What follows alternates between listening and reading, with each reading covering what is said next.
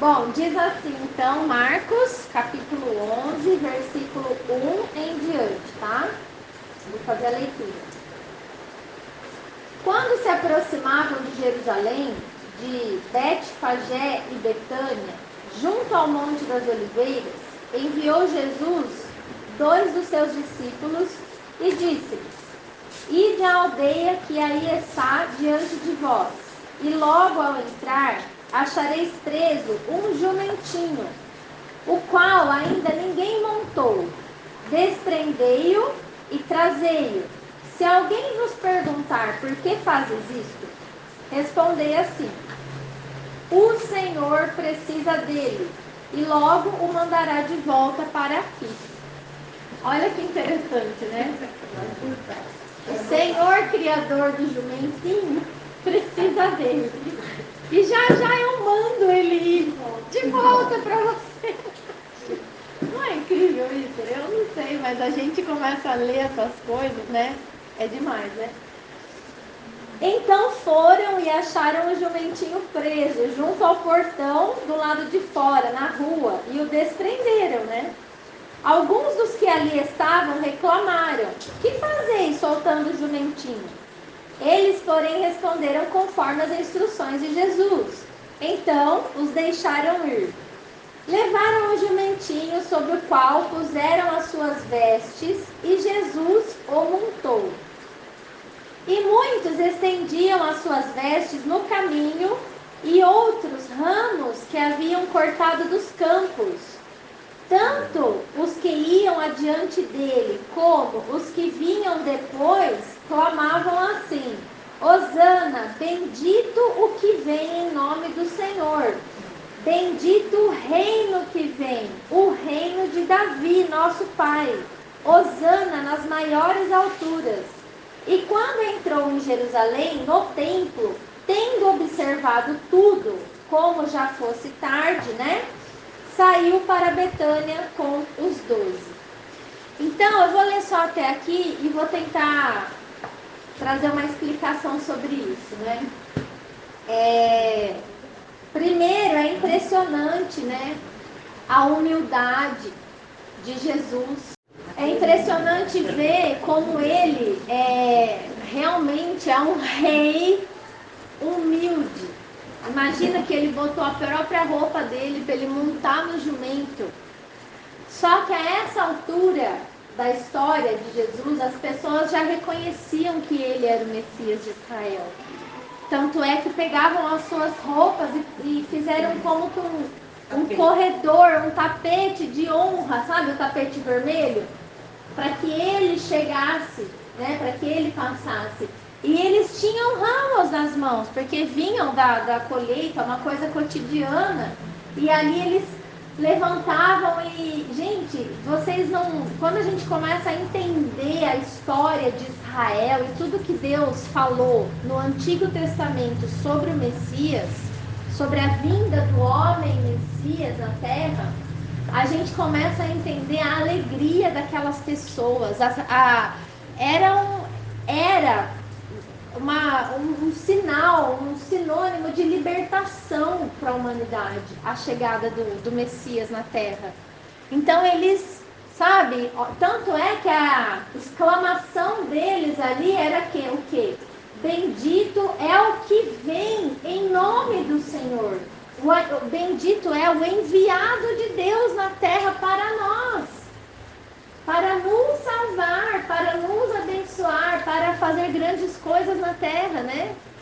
E também eles falavam: bendito é o reino que vem. Que reino? Eles deram o nome: o reino de Davi.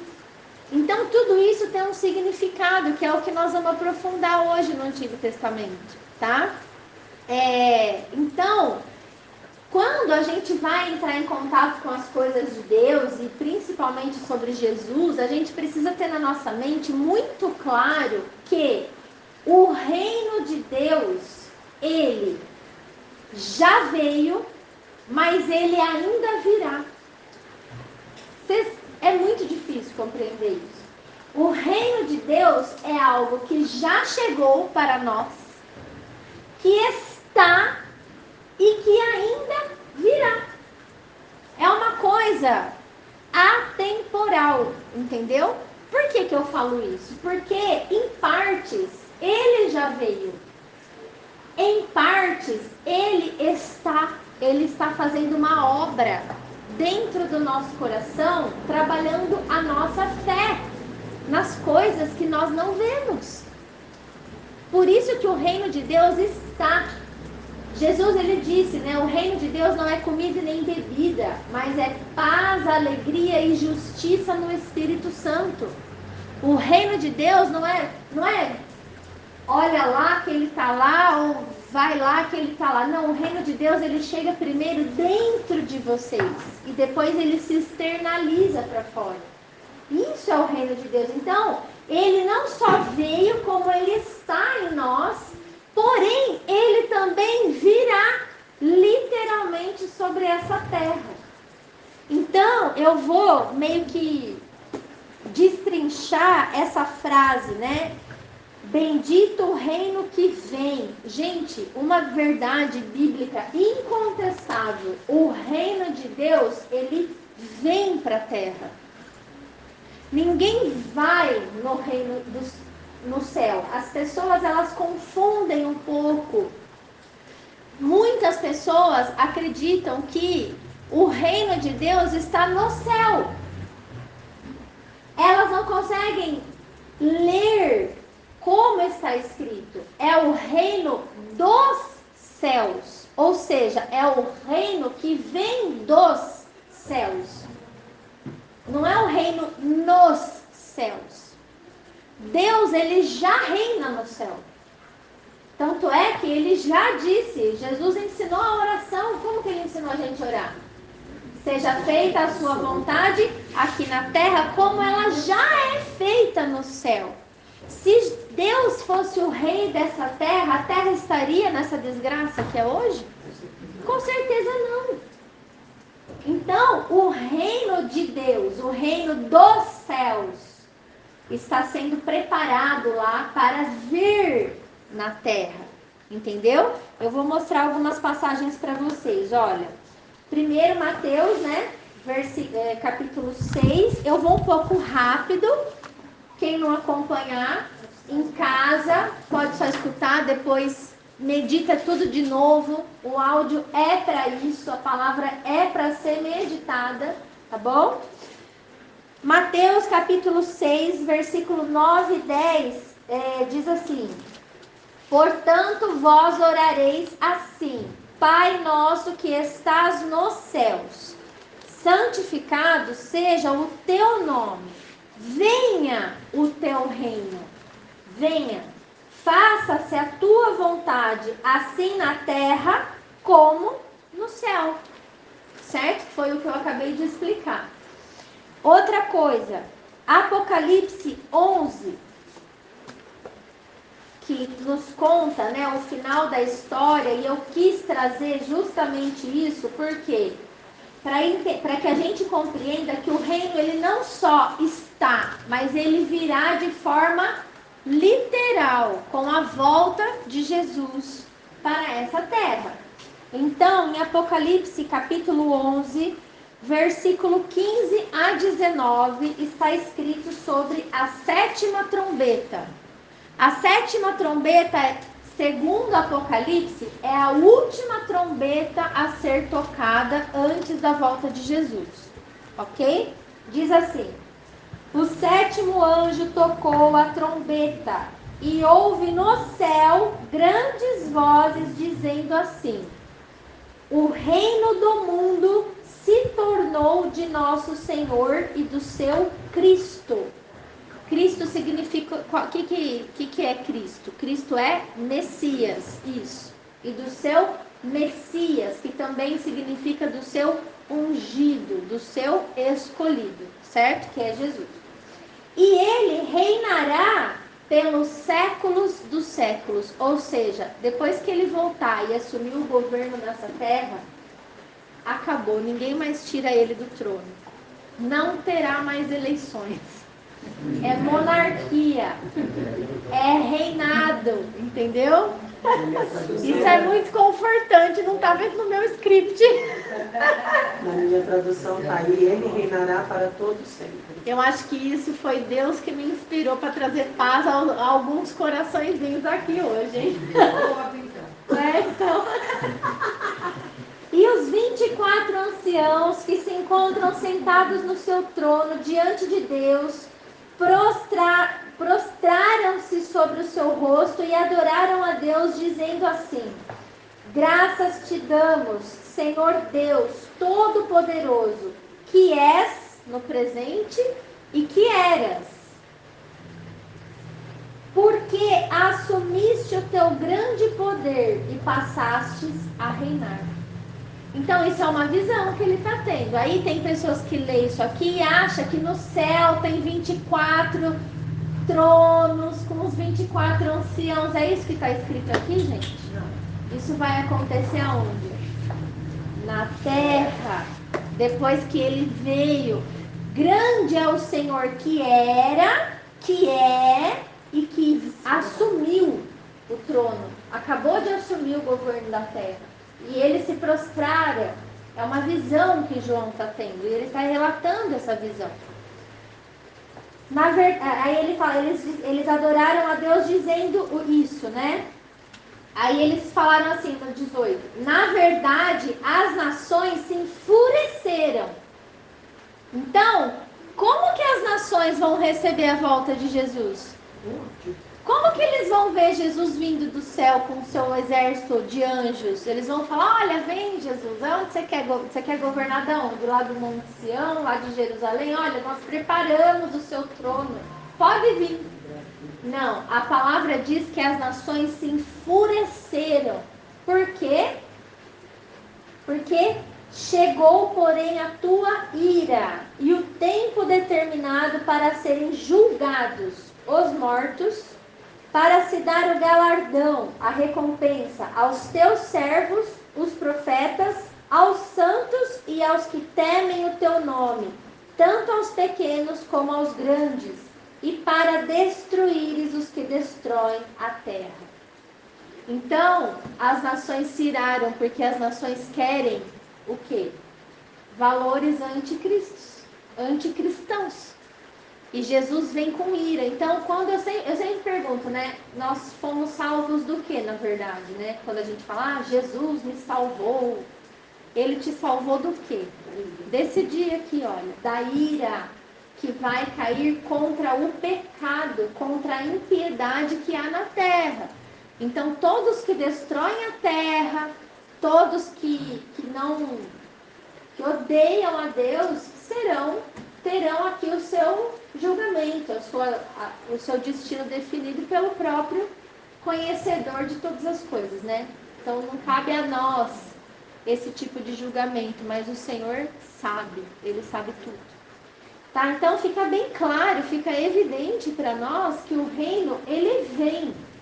Então a hora que aquelas pessoas reconheceram Jesus, o Nazareno, como Messias, é claro que elas falaram isso. Bendito é o reino que vem, né? O reino de Davi, né? Aí tem essa outra explicação. Depois que a Bíblia, o Apocalipse conta que Jesus, quando ele voltar, ele ainda vai governar sobre essa terra durante 1000 anos. A terra, ela será restaurada, ela vai passar por uma restauração. Por quê?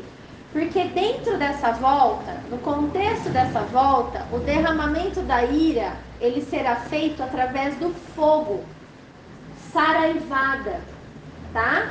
Isso está escrito no versículo 19, olha. Abriu-se então o santuário de Deus que se acha no céu, e foi vista a arca da aliança no seu santuário. E sobrevieram relâmpagos, vozes, trovões, terremoto e grande saraivada. O que é saraivada? É pedrada. É o que vai cair na terra, para a destruição daqueles que destroem a terra. Então, eu quero que vocês imaginem a cena. Em outras cartas, diz que esse mundo está entesourado ou guardado para ser destruído com fogo. Especialmente a carta de Pedro fala isso. Então, você imagina Jesus voltando, todo mundo diz que todas as nações vão ver isso. Quando a gente leu aqui que vai acontecer essa grande saraivada, o que vai acontecer? Vocês imaginam, Jesus voltando, todo mundo olhando para o céu. Um dos sinais que ele disse que aconteceria é o quê? O sol e a lua se escurecerão. Então vai ficar tudo escuro. Vai ficar tudo sem luz, entendeu? Não vai ter... vai ser trevas.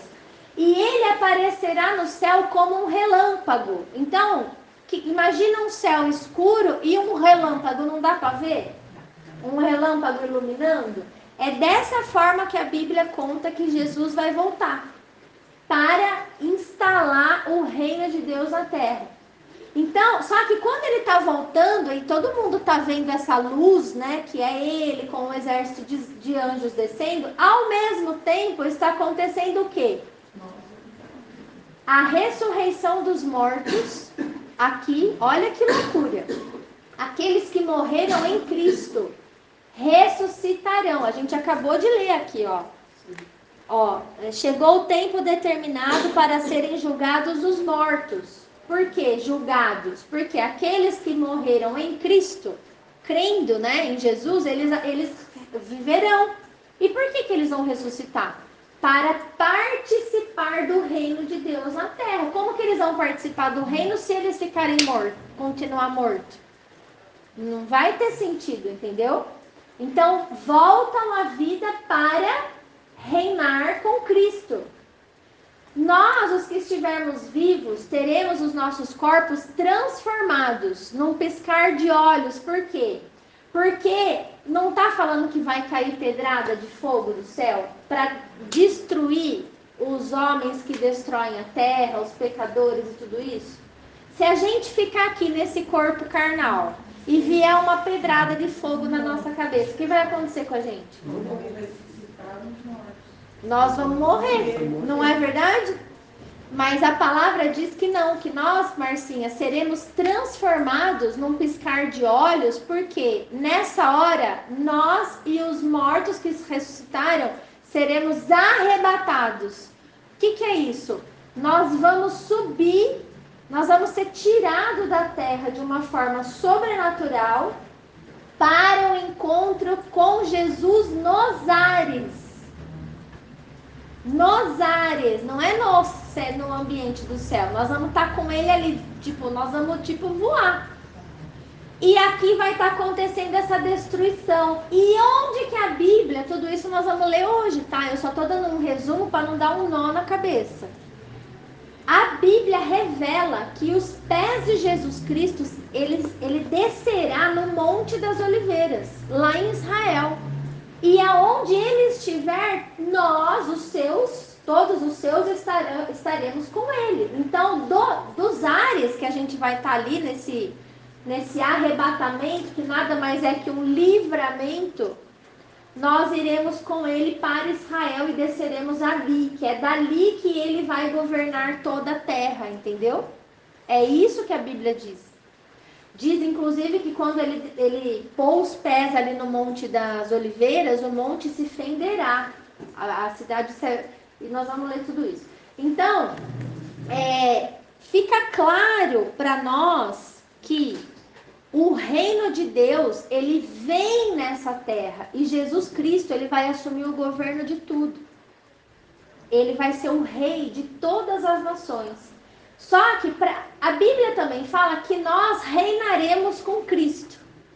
Não fala isso? Que nós somos reis e sacerdotes com Cristo? O que isso significa? Significa que para ele governar, um rei não governa sozinho.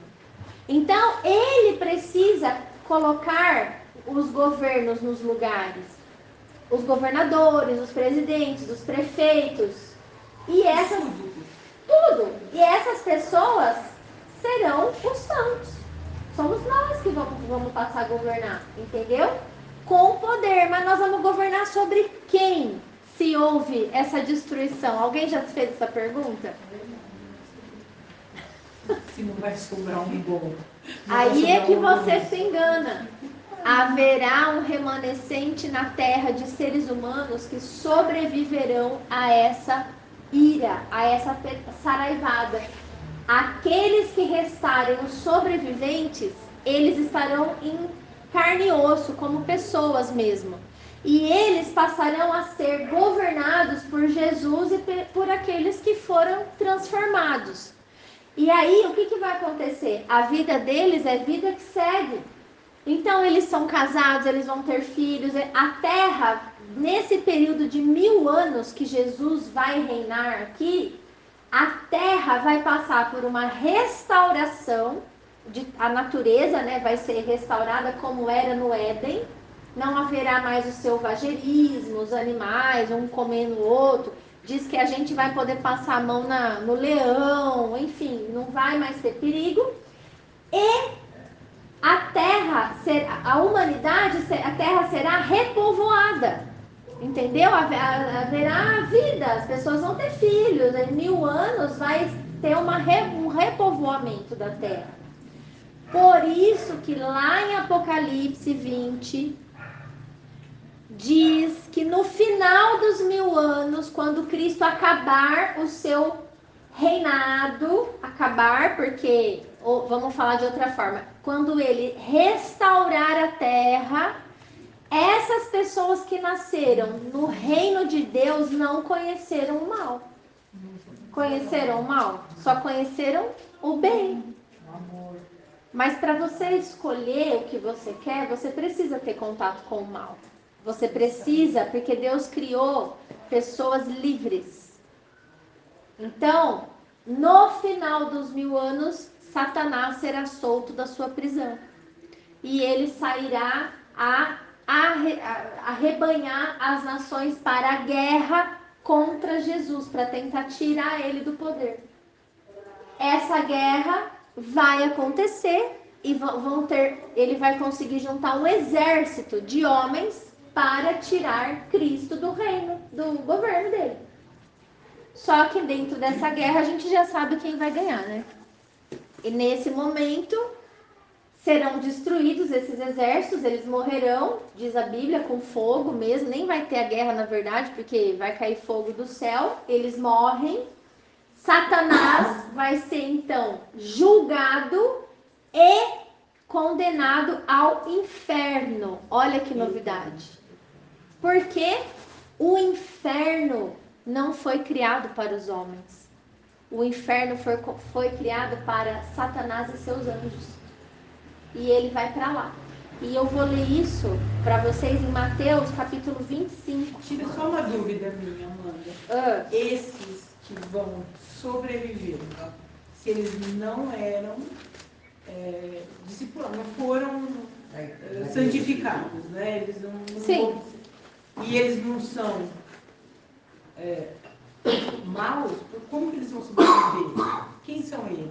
Eles são seres humanos normais que não que duvidaram, né, de Cristo, não foram salvos. Eles estão aí em cima do muro, uns já gostam mesmo do diabo, entendeu? Mas acabou sobrevivendo. São esses que vão. São esses. Vão ser governados por Cristo. Eles conhecerão, por isso que a Bíblia fala que Jesus ele vai governar o mundo com cetro de ferro. As nações que não adorarem ao rei não receberão chuva. Não serão abençoadas com chuva. Isso literalmente. Não... Então, assim, vai ser coisa séria na terra. O governo vai mudar, as leis vão mudar. Só que para o lado de Deus. Haverá todo um restabelecimento da aliança. Tanto é que voltará a ter expiação de pecados no terceiro templo. Pode ler lá em Ezequiel, capítulo 40, até o final. Ele revela tudo. Ele fala que vai ter a construção do terceiro templo e que haverá sacrifício de animais ali. Por quê? Porque a criança que nasceu no reino, ela participou da história do Messias sacrificado na cruz. Então ela precisa ver um animal inocente morrendo pelo pecado dela, para ela entender quem é o rei. Porque ele morreu e ressuscitou. Você está entendendo que plano? Então essas pessoas serão ensinadas por Deus. Pode falar. Esse governo, quando você fala, ele não é literal, ele não é espiritual. Ele é literal, Cássia. Tanto é que existe o terceiro templo, tudo de novo. E as pessoas verão a Jesus Cristo Sim, ele é um homem, ele descerá do céu. Quando ele subiu aos céus, 2 anjos vieram do lado dos discípulos e falaram assim: por que vocês estão olhando para o céu? Esse mesmo Jesus que foi assunto ao céu, ele virá do mesmo modo como ele subiu. É ele que volta, ele está vivo. Entendeu? É coisa grande que vai acontecer. E em Mateus 25 diz assim, olha, no 41, então o rei dirá também aos que estiverem à sua esquerda: apartai-vos de mim, malditos, para o fogo eterno, preparado para o diabo e seus anjos. Então, o fogo eterno, o inferno que a gente conhece, ele foi preparado para o diabo e para os seus anjos, não foi preparado para os homens. Porém, Deus, na sua justiça, como que ele pode dar uma condenação para o diabo e não dar a mesma condenação para aqueles que pecam à semelhança do diabo? Ele seria injusto. Então, esses malditos que ele fala são os homens que seguem Satanás e seus anjos. É para lá que eles vão. Tá definido aqui, ó. É o juízo. Então, por isso que no final desses 1000 anos, o diabo é solto para definir os corações.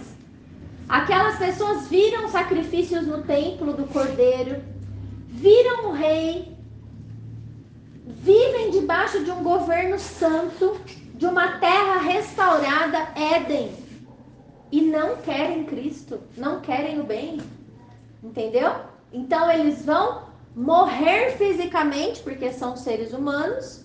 Satanás será condenado, lançado no inferno com seus anjos, e se estabelecerá o juízo do trono branco, que é o juízo final. E aí vem a segunda ressurreição dos mortos, que são aqueles mortos que não ressuscitaram na volta de Jesus. Eles vão ressuscitar agora, depois do milênio.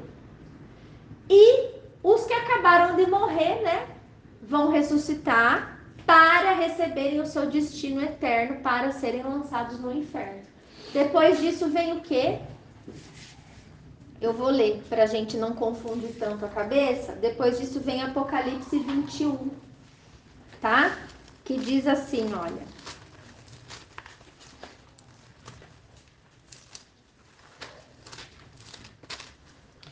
Vi novo céu e nova terra, pois o primeiro céu e a primeira terra já passaram e o mar já não existe.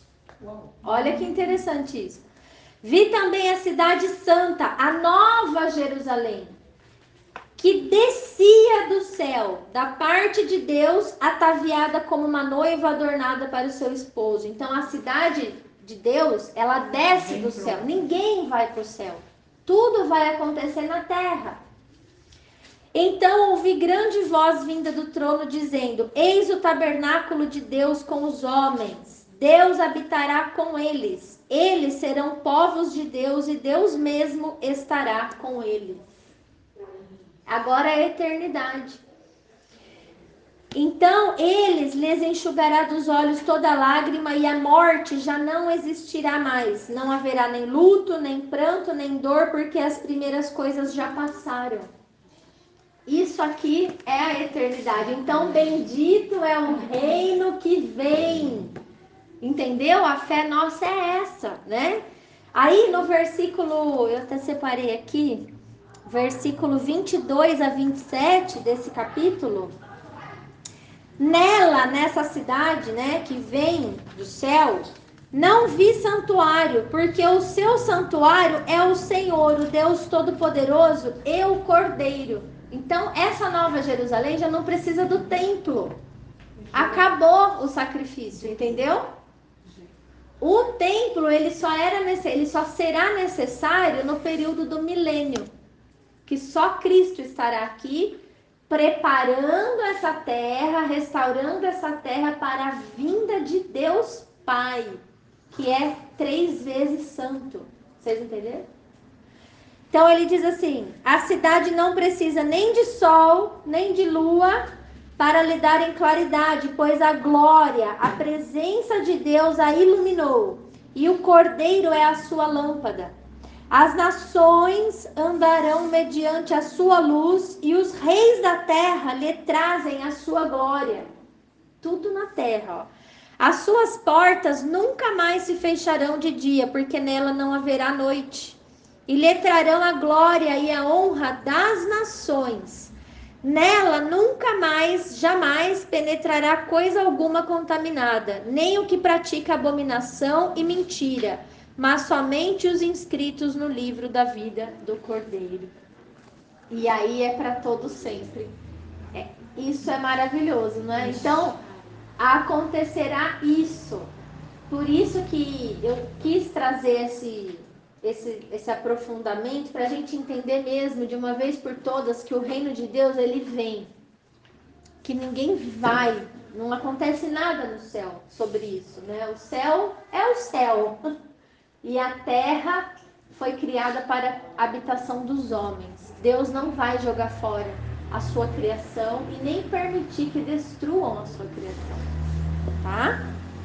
A segunda parte que eu quero aprofundar desse texto que Jesus, que essas pessoas disseram, né? Bendito o reino que vem, o reino de Davi, nosso pai, hosana nas maiores alturas. Por que eles consideram o reino de Jesus, o reino de Deus, o reino de Davi, do rei Davi? Aí a gente tem que ir lá para o Antigo Testamento e entender sobre isso, tá? Que diz assim, nós vamos entender lá em 1 Reis, capítulo 2. É Antigo Testamento, tá? Tá frio? Vai estar geladinho. Ó. Nós vamos passear aqui, olha. 1 Reis, capítulo 2, de 1 a 4. Eu vou tentar resumir bastante, tá, gente? Pra gente entender esse contexto, mas eu vou pulando alguns versículos e vocês vão tentando acompanhar. Se ficar difícil, pergunta.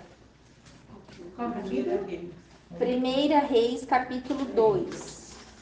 Certo? 2. Nós vamos entender por que era que o reino de Jesus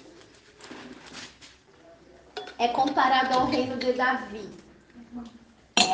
Então vai, 1 Reis capítulo 2, versículo 1 a 4. Aproximando-se os dias da morte de Davi, deu ele ordens a Salomão, seu filho, dizendo: Eu vou pelo caminho de todos os mortais. Coragem, pois, e sê homem. Guarda os preceitos do Senhor teu Deus, para andares nos seus caminhos, para guardares os seus estatutos e os seus mandamentos e os seus juízos e os seus testemunhos, como está escrito na lei de Moisés, para que prosperes em tudo quanto fizeres e por onde quer que fores, para que o Senhor confirme a palavra que falou a mim, dizendo assim: se teus filhos guardarem o seu caminho, para andarem perante a minha face fielmente de todo o seu coração e de toda a sua alma, nunca te faltará sucessor ao trono de Israel. Então, isso foi a promessa que Deus fez para o rei Davi. O rei Davi foi um rei que reinou sobre as 12 tribos de Israel, sobre todo o Israel. E ele disse: se os seus filhos guardarem os meus mandamentos, as minhas leis, os meus estatutos, me amarem de todo o coração, de toda a alma, nunca faltará rei na sua descendência sobre Israel. Nunca faltará. Mas aí, o que aconteceu? Né? Versículo 12. Salomão assentou-se no trono de Davi, seu pai, e o seu reino se fortificou sobremaneira. Salomão reinou sobre todo Israel, né? No capítulo 4, no versículo 21, diz assim: dominava Salomão sobre todos os reinos, desde o Eufrates até a terra dos filisteus e até a fronteira do Egito, os quais pagavam tributo e serviram a Salomão todos os dias da sua vida. Essa descrição geográfica é uma descrição muito ampliada de Israel. Se você olhar no mapa, você vai ver que Israel é um cisco, é um país muito pequeno. Mas a terra prometida não é só aquilo. É todo esse território que Salomão reinou. Tá? Então, Israel será ampliada. Às vezes a gente pensa assim, nossa, mas como que nós vamos descer com Jesus, esse mundo de gente ressuscitada, transformada lá em Israel? Não vai caber. Se alguém já pensou isso? Eu já pensei, falei, não vai caber. Mas lendo a Bíblia, você começa a entender que o território é ampliado, não é aquilo só. É muito grande, muito maior do que a gente imagina. E Salomão, então, estava reinando ali. Isso é a promessa. No capítulo 11, diz assim, versículo 1 em diante.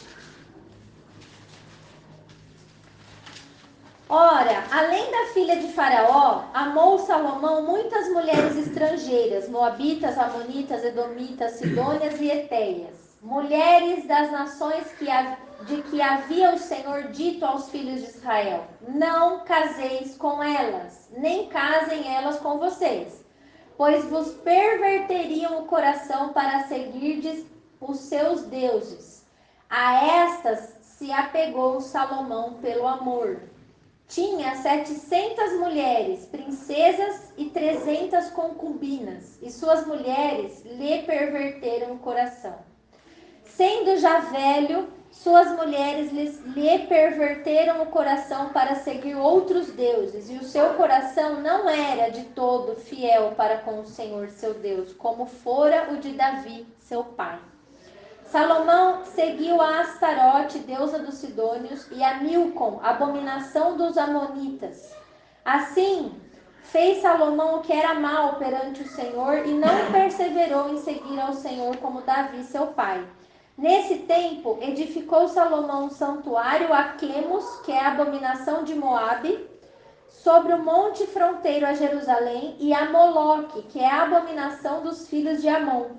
E assim fez para com todas as suas mulheres estrangeiras, as quais queimavam incenso e sacrificavam aos seus deuses. Então, Salomão se corrompeu, né? E aí o que aconteceu? Deus também não cumpriu a promessa dele. E o reino de Israel se dividiu em 2 reinos, tá? No versículo 29 a 36, ó. Tá escrito, aconteceu nesse tempo que, saindo Jeroboão de Jerusalém, o encontrou o profeta Aias no caminho, e este se tinha vestido de uma capa nova, e estavam só os dois no campo. Esse profeta pegou na capa nova que tinha sobre si e rasgou-a em 12 pedaços, representando as 12 tribos de Israel, certo? E disse a Jeroboão: toma 10 pedaços, porque assim diz o Senhor, Deus de Israel: eis que rasgarei o reino da mão de Salomão, e a ti darei 10 tribos. Porém, ele terá uma tribo por amor de Davi, meu servo, por amor de Jerusalém, a cidade que escolhi de todas as tribos de Israel. Porque Salomão me deixou e se encurvou a Astarote, deusa dos Sidônios, a Quemos, a Milcom, todos os deuses lá. E não fez, né, como fez o rei Davi. Então, Deus usou um profeta para mostrar que o reino de Israel seria dividido. E o que aconteceu? 10 tribos ficaram sobre o governo de Jeroboão, e as outras 2 tribos, que eram Judá e Benjamim, ficaram sobre o governo de Roboão, filho do rei Salomão. Isso aconteceu. Depois disso, nunca mais Israel foi um só. As 12 tribos. Por quê? A palavra diz que lá no capítulo 14 desse mesmo livro de Reis, versículo 15 e 16, diz assim, ó.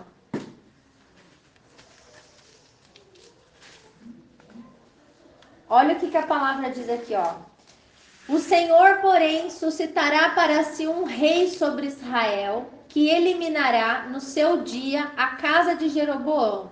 Que digo eu, há de ser já. Também o Senhor ferirá Israel para que se agite como uma cana que se agita nas águas.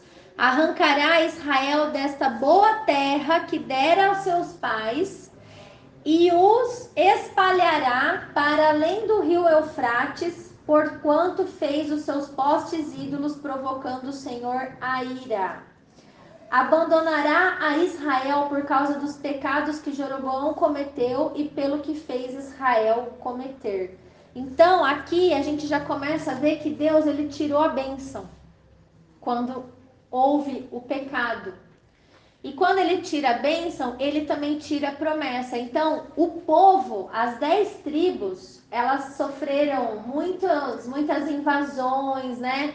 Aquela terra foi dominada ao longo dessa história e eles tiveram que fugir. Então, o povo de Israel foi espalhado pelo mundo inteiro, por todas as nações. Eles saíram da terra deles, né? Por um tempo ficou Judá só ali. Depois, Judá, pelo pecado que cometeu, também foi tirado dali. E a terra se perdeu. Eles foram desterrados da terra prometida. O templo foi destruído ao longo da história e tudo isso.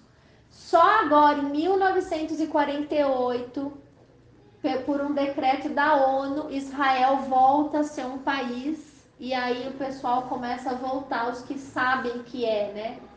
Hoje a gente conhece muito o judeu, mas a gente tem que entender que judeu é uma tribo de Israel. Israel são 12 tribos que estão espalhadas no mundo inteiro, tá? Então, quando Jesus fala, quando a palavra fala que o reino de Deus é o reino de Davi, o que isso quer dizer? Que o reino de Deus vai reinar, vai governar sobre todo o Israel de Deus. De novo, vai ser um único reino, entenderam? Tá? Isso está escrito em Ezequiel, capítulo 37, uma profecia de Ezequiel. Vocês vão, agora vai se encaixar, vai cair que nem uma luva, isso que a gente está vendo. Ezequiel, capítulo 37. É interessante nesse capítulo que Deus, primeiro, ele dá uma visão para Ezequiel de um vale de ossos secos. 37. Ele olha, ele fala para Ezequiel assim: Ezequiel, esses ossos secos de gente morta podem por acaso reviver? E Ezequiel fala: tu o sabes. E aí ele dá toda a visão da ressurreição dos mortos. Ele começa a mostrar um exército ressuscitando ali. E no meio do capítulo, que você vai ler o capítulo inteiro na sua casa, no meio do capítulo ele dá a visão sobre o reino, a volta de Jesus. Então, olha que perfeito que é isso. Diz assim, versículo 15 em diante.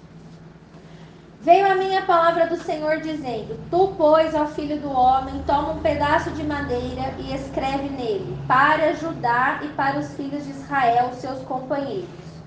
Depois toma outro pedaço de madeira e escreve nele, para José, pedaço de madeira de Efraim, e para toda a casa de Israel, seus companheiros.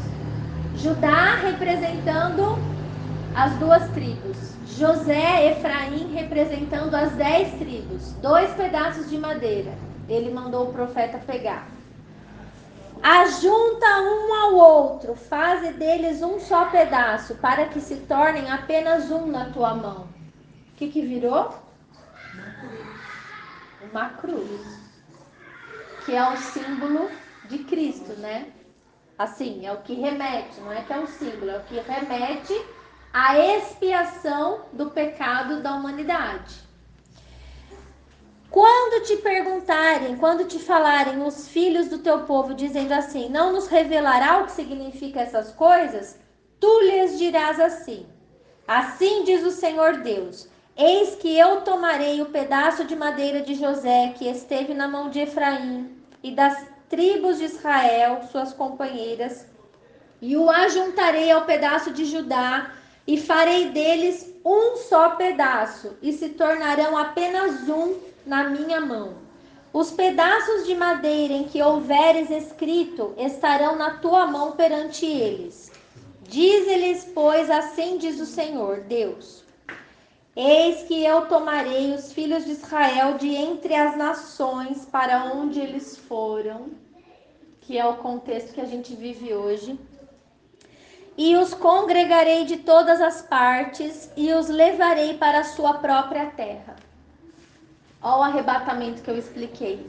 Todas as nações se encontrando com Jesus nos ares e descendo lá no Monte das Oliveiras com ele. Farei deles uma só nação na terra, nos montes de Israel, e um só rei será o rei de todos eles. Nunca mais serão duas nações. Nunca mais para o futuro se dividirão em dois reinos. Nunca mais se contaminarão com os seus ídolos, nem com as suas coisas detestáveis, nem com qualquer das suas transgressões. Livrá-los-ei de todas as suas apostasias em que pecaram e os purificarei. Assim eles serão meu povo e eu serei o seu Deus. O meu servo Davi reinará sobre eles. Todos eles terão um só pastor, andarão nos meus juízos, guardarão os meus estatutos e os observarão. Habitarão na terra que dei ao meu servo Jacó, na qual vossos pais habitaram. Habitarão nela, ele e seus filhos e os filhos dos seus filhos para sempre. E Davi, meu servo, será seu príncipe eternamente.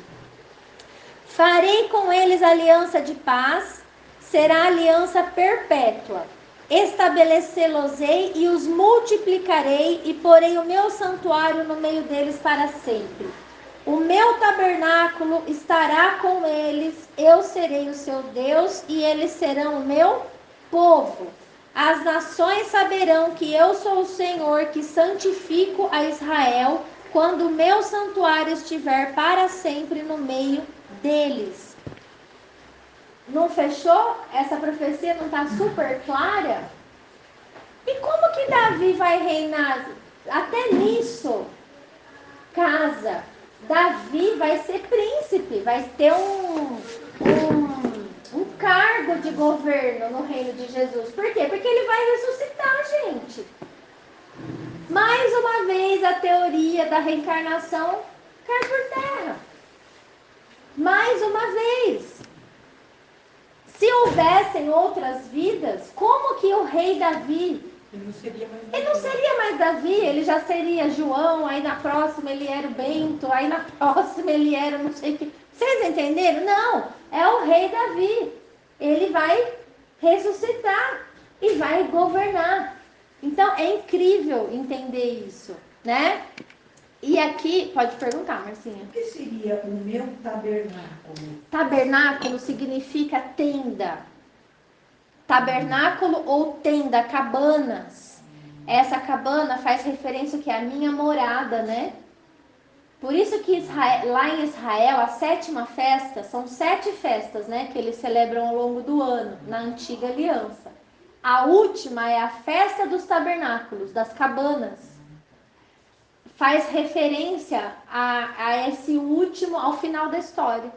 Deus vai fazer o tabernáculo dele, a morada dele, a tenda dele com os homens. Isso faz uma conexão com a transfiguração de Cristo. Quando Pedro fala assim, é bom estar aqui. Vamos fazer 3 cabanas. Uma, lembra?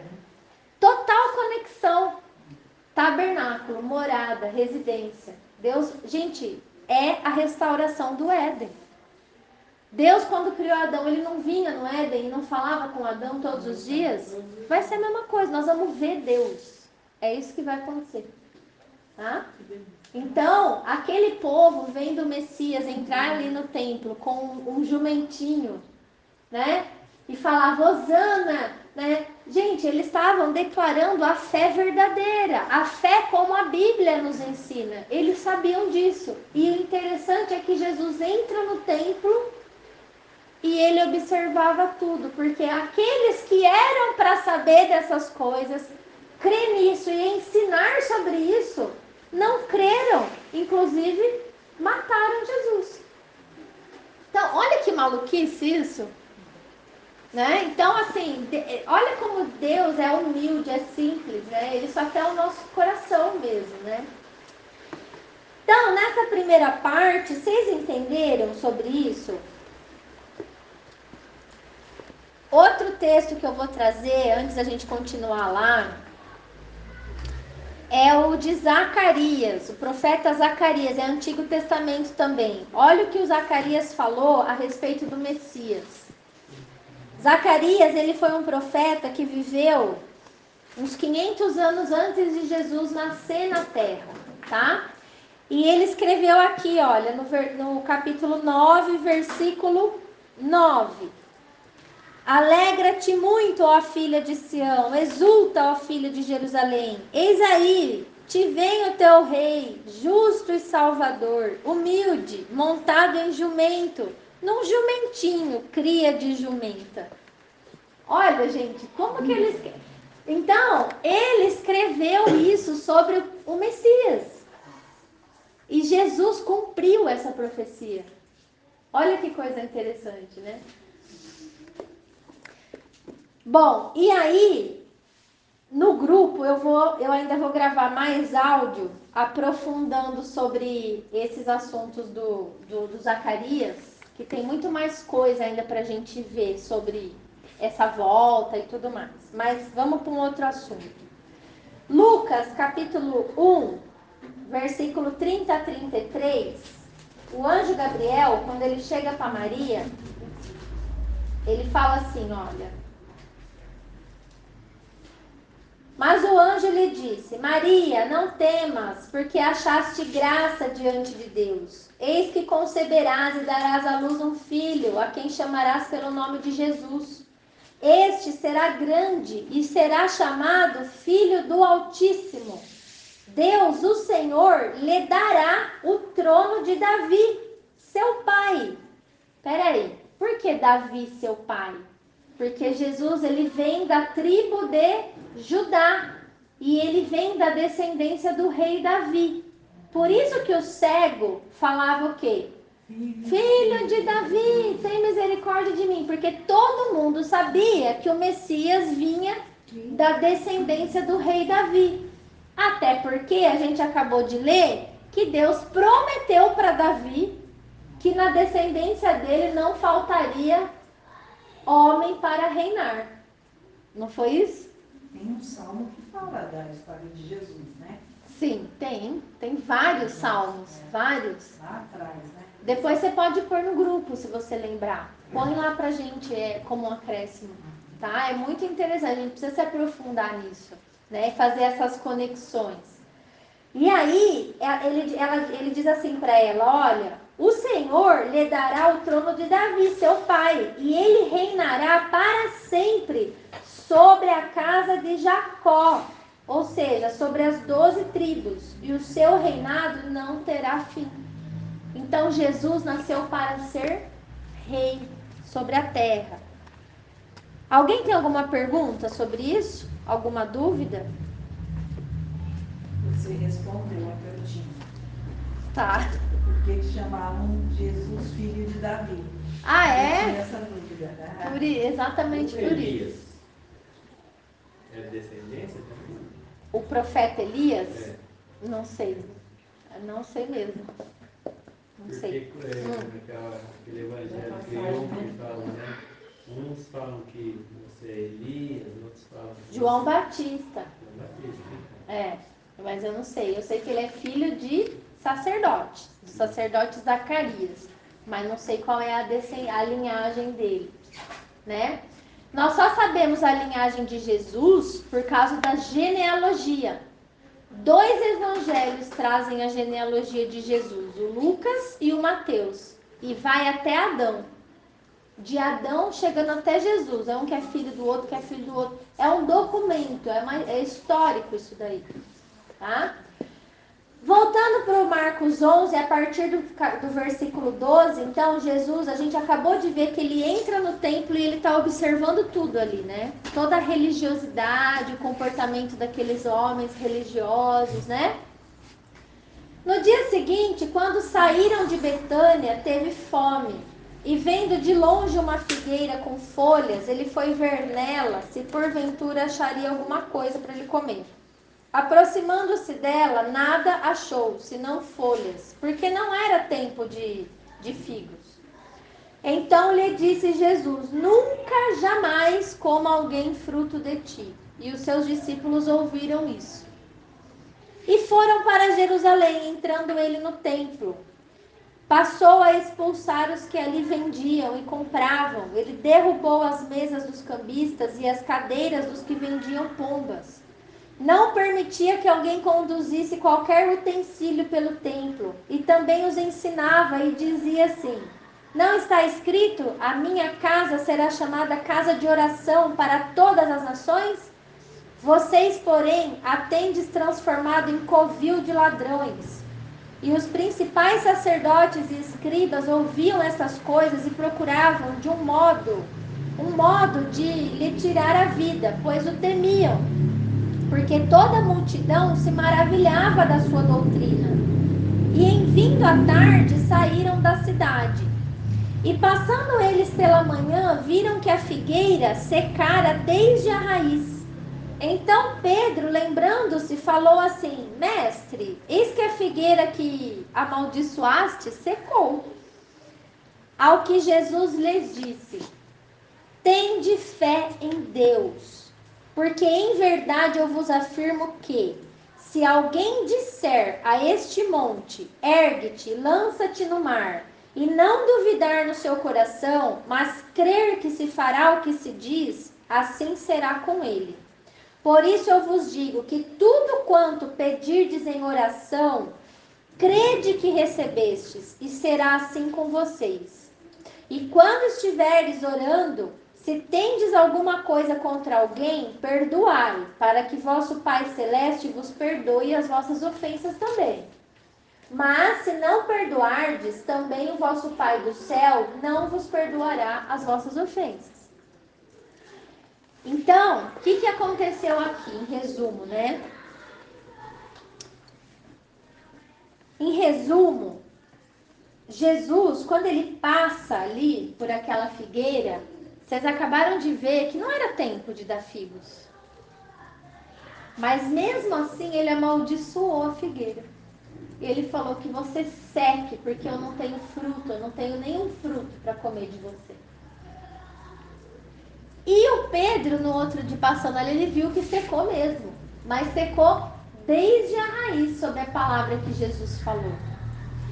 E aí, isso traz uma referência dentro desse contexto sobre o próprio templo, a religião. O que a gente pode comparar? A gente pode comparar o quê? Era como se Jesus estivesse falando assim: eu quero me alimentar e não encontro frutos. Não encontro alimento. Vocês não alimentam as pessoas. Vocês estão fazendo da casa do meu pai uma casa de ladrão. Vocês fazem comércio, vocês fazem tudo. Vocês fazem show, vocês mexem com a emoção das pessoas, vocês prendem as pessoas na questão de oferta, vocês fazem tudo quanto é coisa que não é para fazer, menos oração. A casa do meu pai é um lugar para falar comigo, né? E eles não produziam nenhum fruto para Deus. Então, essa figueira, ela faz uma referência à falta de resultado que a religião estava produzindo ali naquele contexto, entendeu? E Jesus, então, já que você não tem fruto, seca, não serve para mais nada, você vai secar desde a raiz. Ninguém vai se saciar mais de você. É isso que ele fez ali, né? E aí, ele explica para os discípulos assim, olha, vocês precisam acreditar em Deus. Esquece o templo, esquece esse bando de ladrão, essa gente que mente, que engana. Não olhem para as pessoas, olhem para Deus. Tenha fé em Deus. Por quê? Se você acreditar nele e você falar, liberar a palavra e crer no seu coração aquilo que você está falando, isso vai acontecer na sua vida. Então não adianta orar e não acreditar, eu quero isso, mas eu acho que Deus não vai fazer isso para mim. Esquece. Não vai acontecer mesmo. A nossa oração, ela tem que vir carregada de fé. E a gente precisa falar isso da boca para fora para que aconteça, né? Crede que recebestes e será assim com vocês. E ele lembra, né? Ele fala, olha, só que nunca cheguem diante de Deus sem perdoar um irmão, sem perdoar alguém próximo. Libere perdão, para que você seja perdoado também e Deus possa ouvir a sua oração. Porque se nós não formos perdoados do nosso pecado, como que Deus, que é santo, vai ouvir a nossa oração? Ele não vai.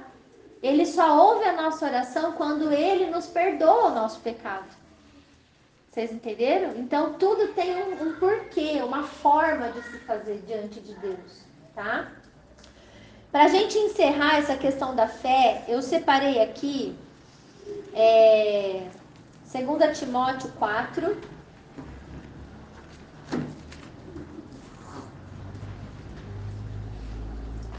Às vezes a gente pensa assim, nossa, mas Jesus estava sendo muito duro. Como que ele quer fruto numa época que não se dá fruto, né? E aí, não é isso que a gente pensa? Mas olha o que diz a palavra sobre os frutos. 2 Timóteo 4. Conjuro-te perante Deus e Cristo Jesus, que há de julgar vivos e mortos pela sua manifestação e pelo seu reino. Prega a palavra, insta, quer seja oportuno, quer não. Corrige, repreende, exorta com toda longanimidade e doutrina. Pois haverá tempo em que não suportarão essa doutrina. Pelo contrário, cercar-se-ão de mestres segundo os seus próprios desejos, como se sentindo coceira nos ouvidos, se recusarão a dar ouvidos à verdade, entregando-se às fábulas. Tu, porém, sê sóbrio em todas as coisas, suporta as aflições, faz o trabalho de um evangelista e cumpre cabalmente o teu ministério.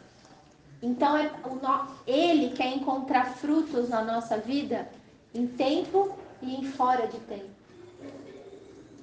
Não só quando está no tempo da gente dar fruto. Nós precisamos ser pessoas que servem a Deus e que dão frutos continuamente para Deus. A nossa vida tem que ser um fruto para Deus, né? Lá em Jeremias 17, 7 e 8, também fala sobre isso, sobre os frutos. Cadê? Jeremias 17, 7 e 8. Bendito o homem que confia no Senhor e cuja esperança é o Senhor, porque ele é como a árvore plantada junto às águas, que estende as suas raízes para o ribeiro e não receia quando vem o calor. Mas as suas folhas, elas ficam verdes. E no ano da sequidão, não se perturba nem deixa de dar fruto. Então, o homem que confia no Senhor, ele é como uma árvore plantada junto às águas. Nunca vai deixar de dar fruto. Sempre vai produzir para Deus. Por isso que Jesus disse que aquela figueira podia morrer, porque ela estava como uma figura do templo de Israel, daqueles religiosos secos, que não davam frutos para Deus. Que Jesus curava alguém no sábado e eles falavam, você quebrou a lei do sábado. Eles nem olhavam para o doente que tinha acabado de ser curado.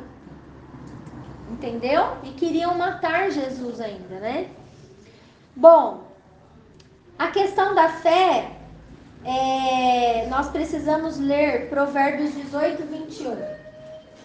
Para a gente entender que a nossa boca, que não é à toa que a gente fala para um propósito determinado.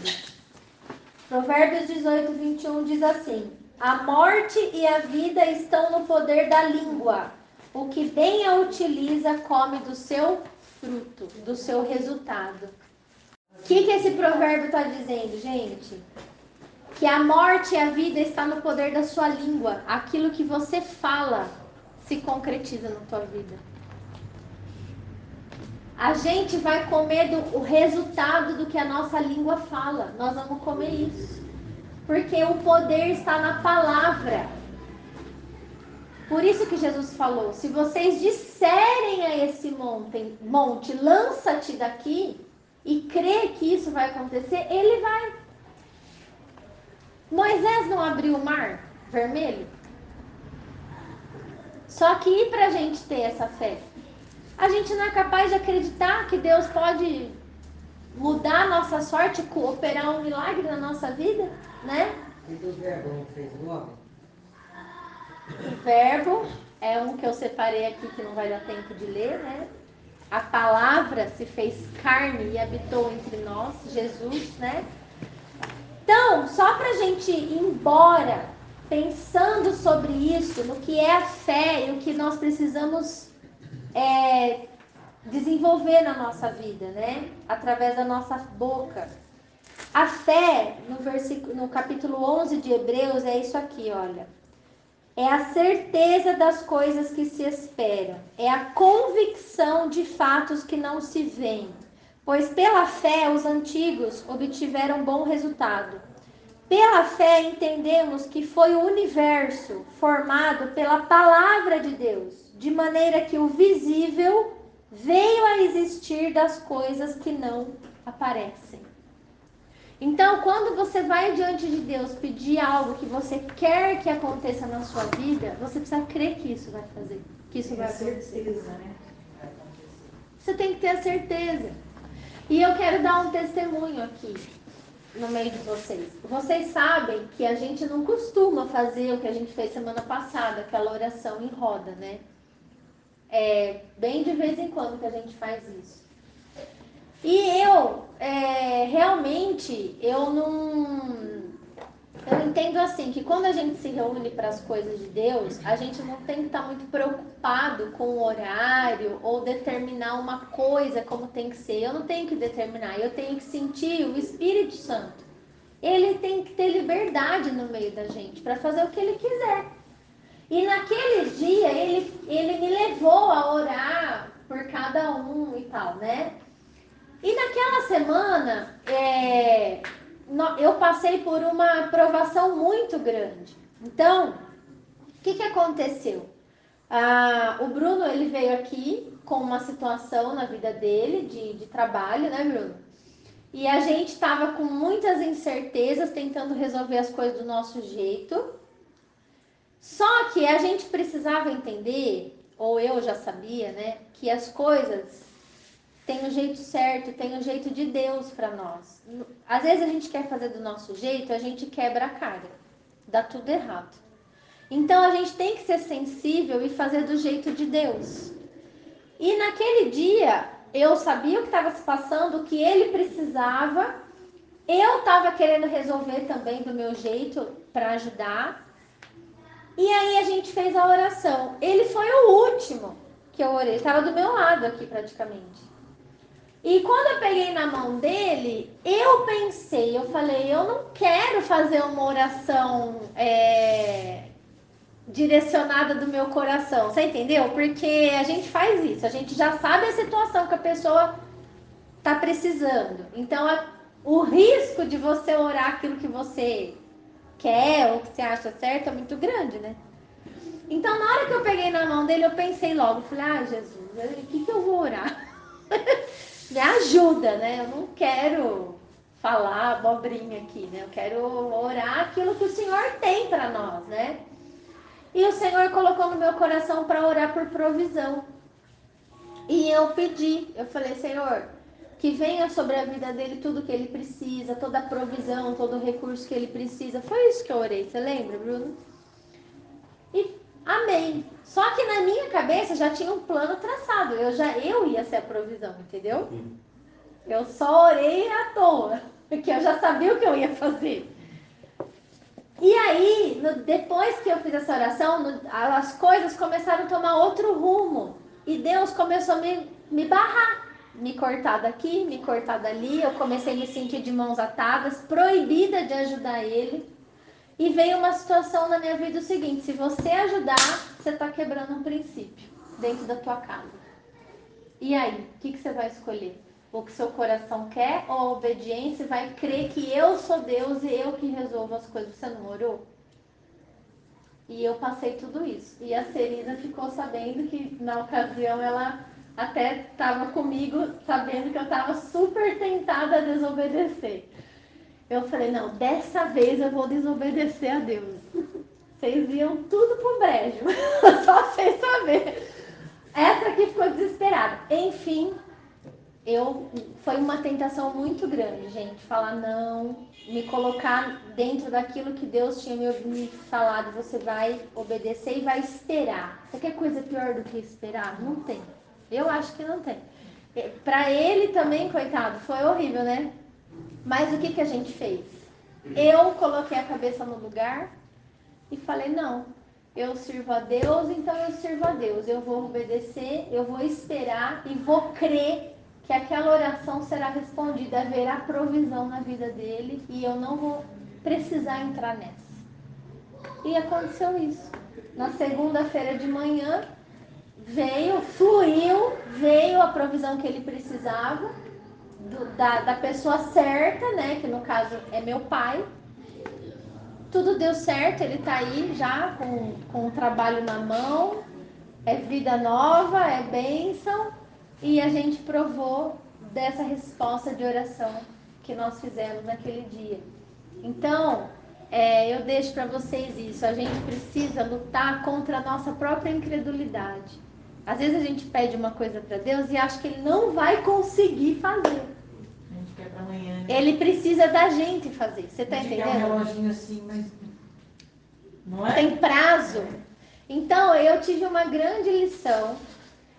O Bruno também teve uma grande lição nessa história, né, Bruno? De entender as coisas, como funcionam. E a gente entendeu que ou a gente caminha dentro de princípio e é abençoado, como Deus queria que o Salomão fizesse, ou a gente está fora. Ou a gente quebra princípio e a bênção não vem sobre a nossa vida. Tá? É isso, não tem meia regra. Então, que a nossa fé seja operante, seja uma fé grande, como aquelas pessoas que estendiam as roupas para o Messias passar. Elas não estavam olhando que o rei do mundo estava montado num jumentinho. Elas estavam olhando que a profecia de Zacarias estava se cumprindo. Alegra-te porque o teu rei vem, justo e salvador, montado num jumentinho. Era isso que elas estavam vendo. Então a forma que Deus faz não é a forma como a gente espera. Deus é simples. Jesus é humilde. Jesus é homem. Ele é acessível. Ele está aqui. Ele ouve a nossa oração. Então tenhamos coragem para ter essa vida com Deus lá na nossa casa. Não só aqui. Todos os dias dobrar o nosso joelho e acreditar naquela cura que a gente está buscando do nosso amigo. Acreditar, entendeu? Que Deus vai fazer, porque Ele pode. E se Ele não fizer, é porque Ele não quis fazer. Amém?